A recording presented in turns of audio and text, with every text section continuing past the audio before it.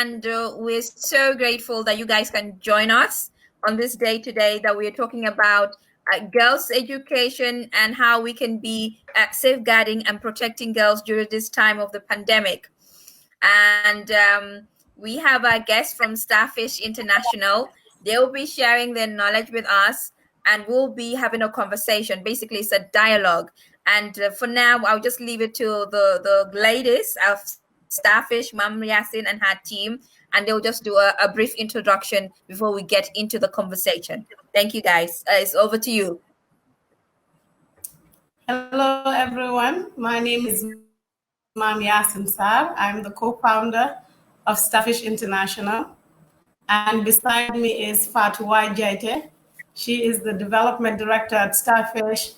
And there is Mariama Dabo, who is the operations manager at Starfish. And so we are all passionate about girls' education and its centrality in developing a nation. This is what we have dedicated our lives to working on. So it's an honor and a privilege to be here to talk about issues that affect girls and then directly affect the whole family. So everybody who has a girl in their family, in their neighborhood, in their country, is touched and affected by these issues. So thank you for giving us the opportunity to share what we're doing in girls' education. The ladies I'm with have no problem speaking up and speaking out. So when they speak, they'll introduce themselves and they will contribute, I'm sure, on their own. So thank you. My name is Fatmata Jaite, and I am the Development Director of Starfish International. I've been in Starfish for 10 years now. So since it began in 2009, I was a student, a mentor, and now I work in the development area. So girls' education is very central in my life, and I am very honored to be here. Thank you for the invitation. Hello, everyone. My name is Mariama Dabo, and I work as a mentor and operations manager at Starfish. Thank you so much. Yeah, and to Fatumata, or is it Mariama? Sorry. That was Fatumata, but Mariama is here. Can you hear me? There's a delay. Okay, so I've been a Starfish student for 6 years, and I graduated in 2017 and came back to serve as a mentor. And the experience has been very fruitful since then, and I'm looking forward to more. Yes, we can hear you. You can go on. Yes. Good. Okay, so yeah, been at Starfish for 8 years now, and it has been a fruitful experience, and I'm looking forward to more and more collaborations to make the girls' life better in general. So thank you for having us, and it's also an honor to be in the same platform with two of my main mentors and mother figures. So I'm humbled to be here and to share and learn from all of you. That's amazing. Thank you.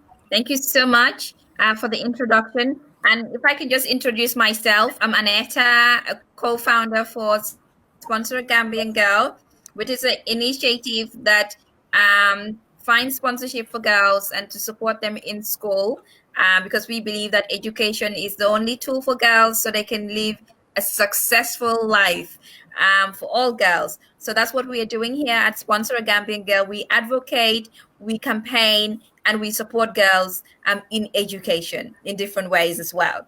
So for today, as we said in the topic, we'll be talking about COVID-19 and how it's impacting on girls and girls' education and the family, and what we can do as a society to protect girls in this time in other areas. So we'll open up the discussion.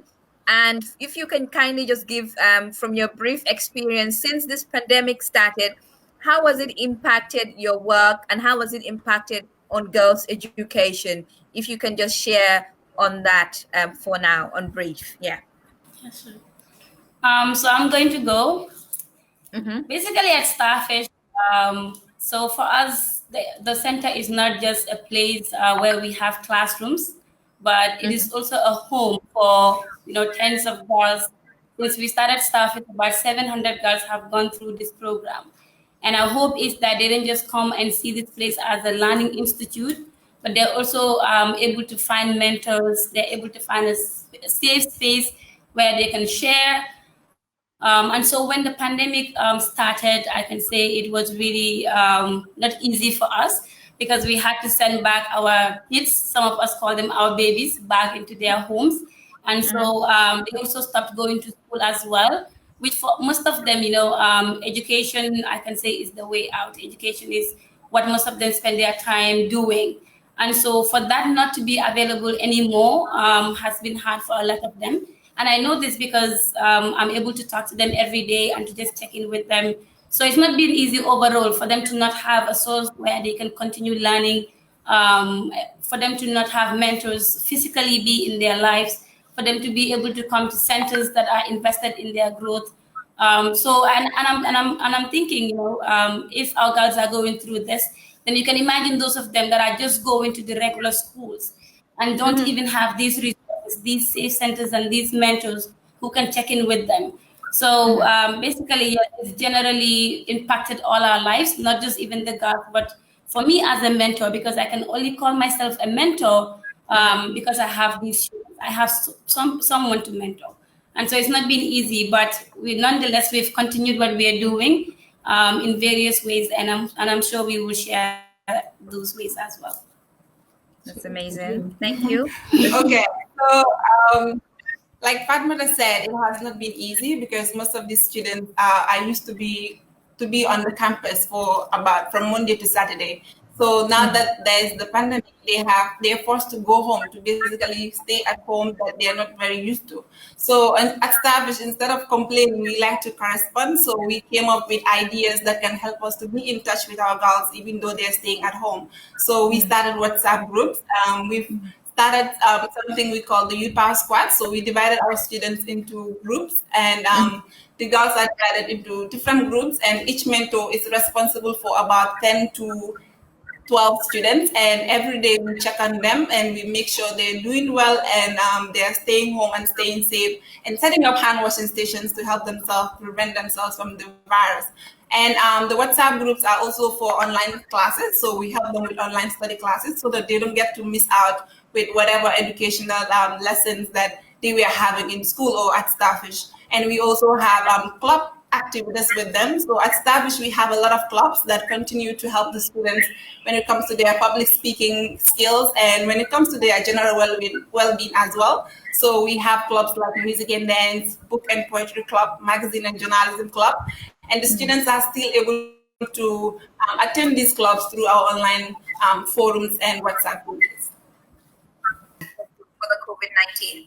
I think our approach has always been to not have a deficit perspective, but to have an abundance perspective. And I think by nature I'm an optimist. So I've from a top level management, I guess, position, what we have tried to guide the mentors to do is to take a look at how this informs how we engage with our students.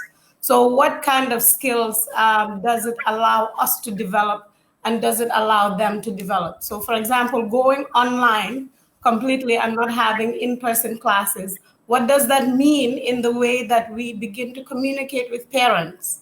Because some of the students have phones, but some of the students don't have phones, but they have mothers and fathers and uncles and aunties that have phones.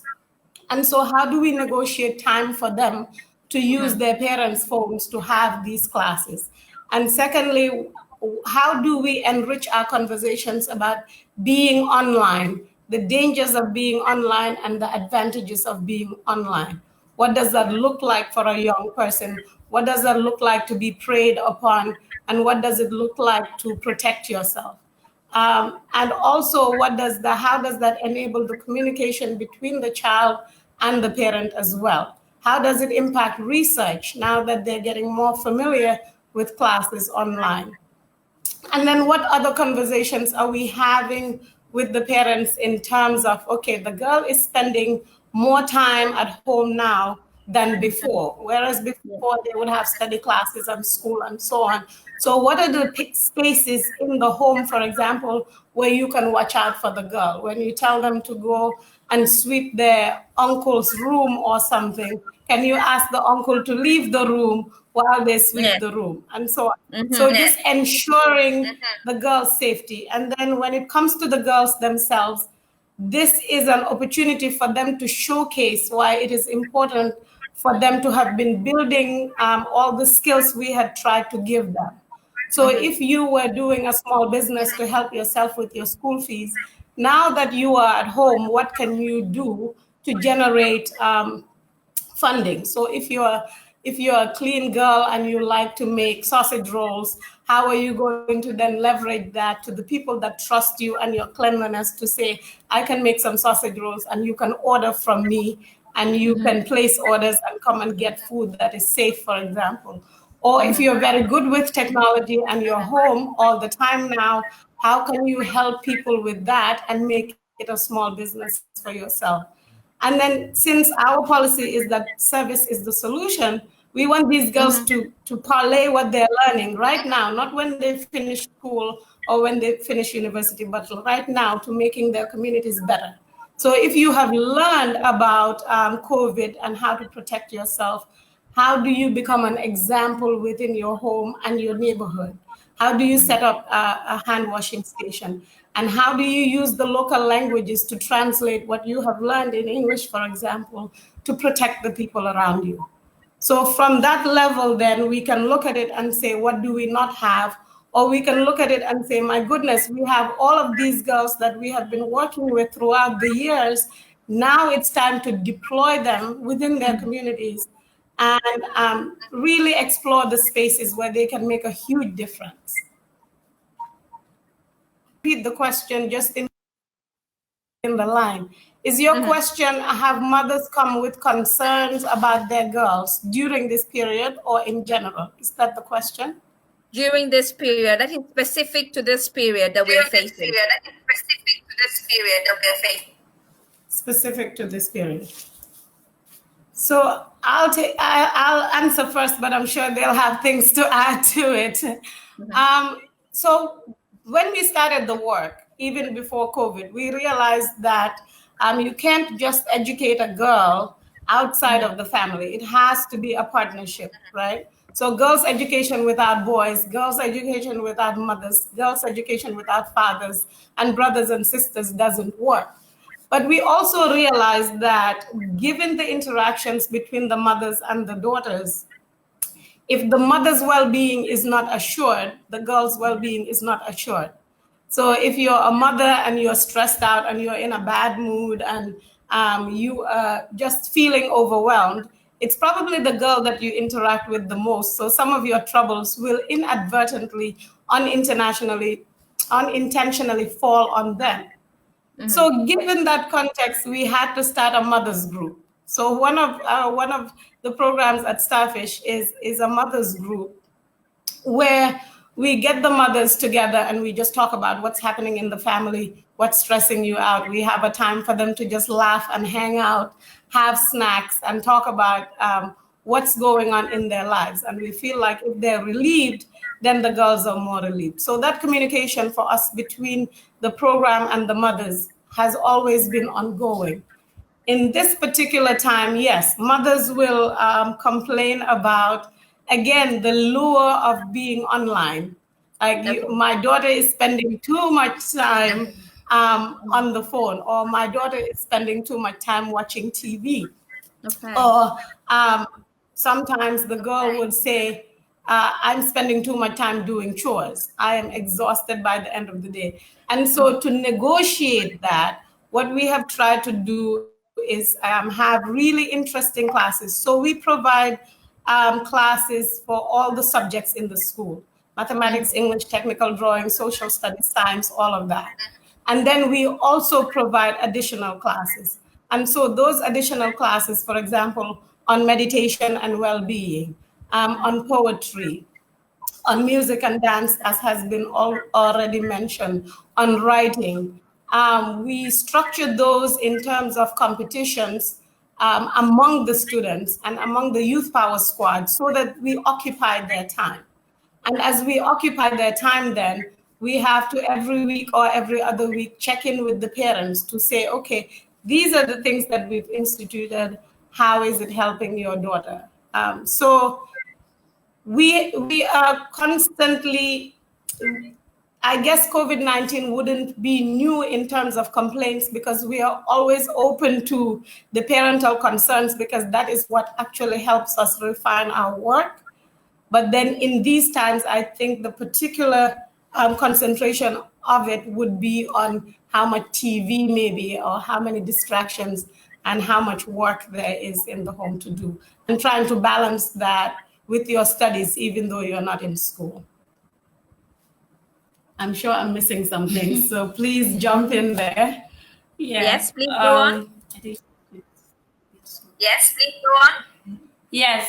So I was just going to say that I think when we talk about girls' education and their circumstances, sometimes it can be a little sad, but also I think there are positive sides to it. So, for example, when we started, especially when the pandemic started, and Starfish thought about having the virtual sessions and the classes, we always have involved the parents in what we are doing, because we know this is not something we can do alone. So from the very beginning, we've been communicating with the parents, calling them, and then doing weekly updates. And then recently, we just launched our online summer programs. Before we did that, we went back to the parents to do an evaluation, because we wanted to see, given that the online sessions were new, and we wanted to see how it was working out. So we reached out to the parents to do an evaluation and to question them with regards to their, child's growth and how they are doing at home. And for me personally, it was really touching to hear some of the parents, just give support. So I just wanted to say that even though the work can be really draining sometimes, it is also very fulfilling. There are parents out there who are ready to support their kids and will just do so by any means. Thank you. And Mariama? Okay, so on to that. Thank you. And Mariama? Yes, so we have a great partnership with the Starfish students' parents, because one of our requirements for the parents is usually to do, a service project. So we have a parent service project component that helps the parents to, come and take part in raising their own children at Starfish International. So since the pandemic started, we looked for different ways that we can still continue doing that. And when we reached out to the parents about the online classes, one of the things that we asked from them is to be able to provide credit money for their students to attend the classes, because some of the students were doing small businesses, but since the pandemic started, they haven't figured out ways to do creative small businesses that can earn them income. So the parents have been really supporting. They agreed to, get credits for their students to attend the classes, and that has been working very well. So our job as mentors is to be, fully present in the life of these students, and that means to be in touch with their parents all the time, to be present when they have their birthday parties, breakups with boyfriends, every single moment, and the teachers as well, the school teachers has also been a great source when it comes to helping these students grow and develop every day. Okay, so you've talked about that education is continuing. You've talked about that, and you're making plans on how the girls are continuing their education at home. So do you have any follow-through of evidence to show that, yes, they're really doing their work? How do you follow that through to know that, they're not, as we say here, skiving, or they're not, instead of doing their work at home, they're doing something else? What strategies do you have in place to make sure that education is really continuing at home? I can go. So we have what we call the weekly reflections. And every week we get all the students online and we question them, because it's one thing to be in class and just saying, yes, I understand. But the reflections are specific so that the students, we can see what they're really getting and what they're not getting. And as well, we don't just want to come up with programs and to just impose it on them. So the reflection is structured such that the students can also share their input with regards to how the classes can be structured better. So we ask them about what's working, what is not working. And we know we've talked to your parents and they've pledged that they will support you. But is it happening? And if it's not happening, what can the mentor do? So I think that's one main way, that we have to be able to know that the students are doing what we are asking them to do. And in some cases, yes, we see that some of them are behind.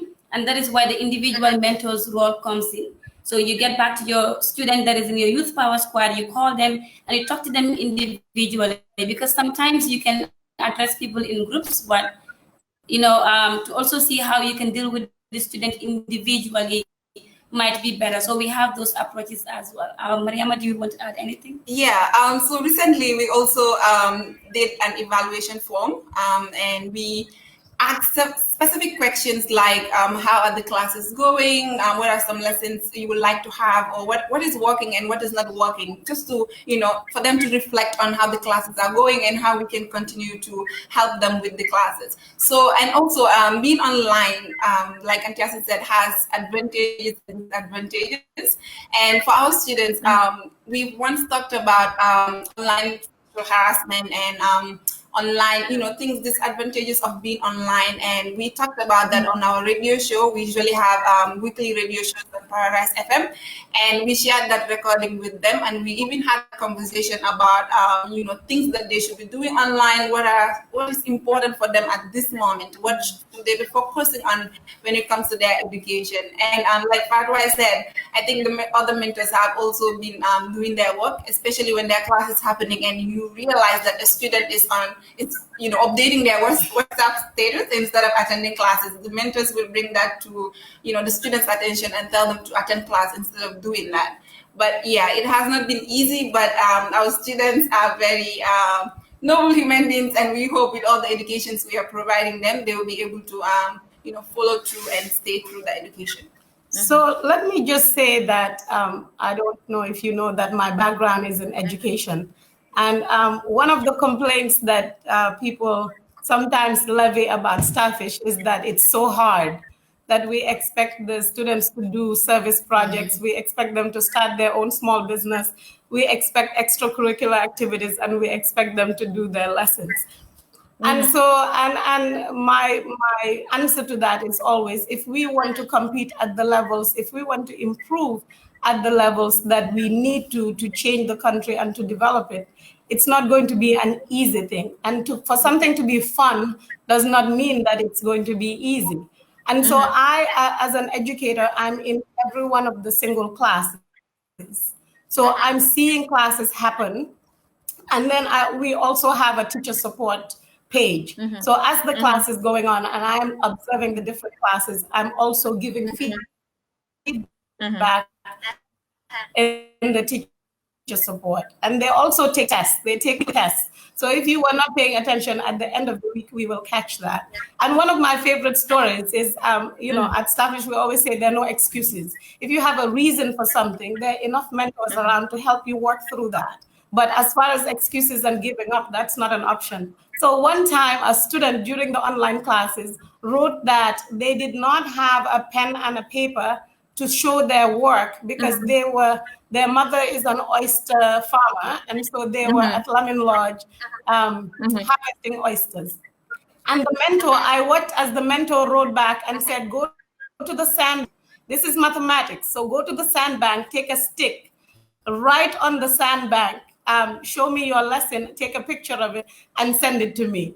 And this was during class. So for me, those are just very heartening, very encouraging examples of the fact that the standards are high. They understand this. We hold them to high standards because they don't usually get a do-over. The difficulty with a girl going through some failure is that the system is set up such that it is harder to get a second chance. So we want to push you and guide you so that the first chance is right. So between the evaluations, the reflections, the weekly testing, me being in all the classes, the teacher support system, we're pushing them to be excellent.